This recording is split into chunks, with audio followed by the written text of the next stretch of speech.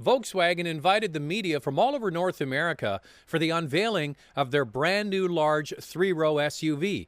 They took over a good chunk of the Santa Monica Pier, a great place for watching people, but also to look at the classic vehicles they had on display, from an early 60s Volkswagen Beetle, a multi-window van, and some other early 70s Volkswagen vans. It set the mood for their next people mover. This is the Atlas from Volkswagen. I'm in Santa Monica, California for the launch of this vehicle. It's basically a static launch. We're not going to get a chance to drive it, but we are going to get a chance to look at it.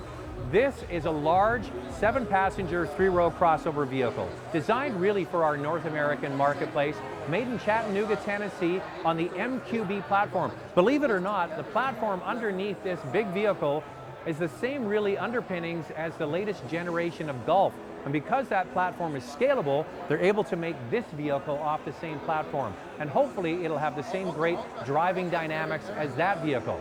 So what configurations are we going to get in Canada? We're going to get Comfort Line, Trend Line, High Line, and Exec Line. And we've seen that in the Touareg in the past.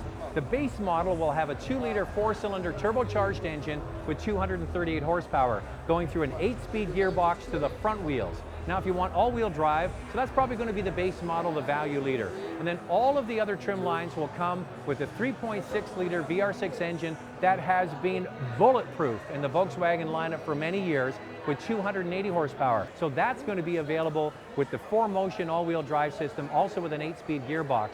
Now, the 4Motion all-wheel drive system is the next generation, 5th generation that we're going to see in the Tiguan, also coming sometime next year. So this is big. There is plenty of room on the inside. The dashboard is classic Volkswagen, very simple and easy to use and look at.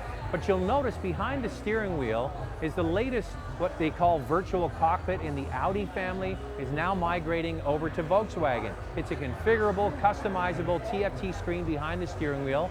The rest of the dashboard is what we've come to expect: Android Auto, Apple CarPlay, beautiful screens. But it's the second row and the third row where the story really gets interesting. Sitting in the second row, it is massive. There's plenty of room for full-size adults with lots of leg room. The second row seats slide forward. You can make some room for the third row passengers. It's got a very simple flick and fold system for the second row seats, which allows you to keep a child seat in place and fold it forward for access into the third row. When you slide those second row seats forward just a little bit, there is a lot of room. Now, I have a long torso. I'm 6 feet tall, but I've got a long torso, and I had plenty of room, and when the seat slid forward just a little bit, there was plenty of leg room as well. So this is really up against the main competition. The Pilot, the Highlander, the Pathfinder, all of the import large SUVs, the Santa Fe from Hyundai as well, their XL model.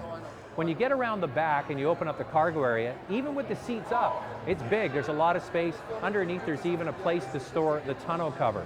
So even though Volkswagen is late to the party, they've had all of the other vehicles to kind of learn from.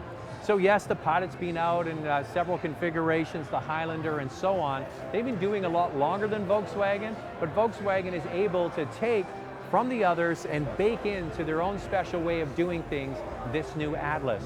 What do you think of the name, Atlas? It certainly means that it's not global, but it certainly is big.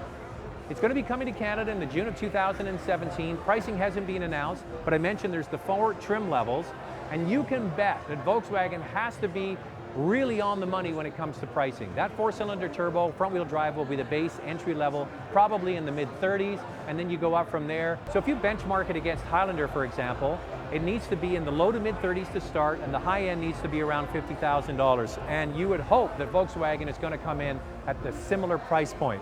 Styling is what we're expecting from Volkswagen these days. Very clean, simple lines, sharp crease lines down the side. It's big, it certainly has a presence, and look for it, June of 2017. Thanks a lot for watching, and it really does help if you can subscribe. If you want to see another Volkswagen vehicle that's coming next year, I had a chance to drive it earlier in Sweden. Click the picture on the left.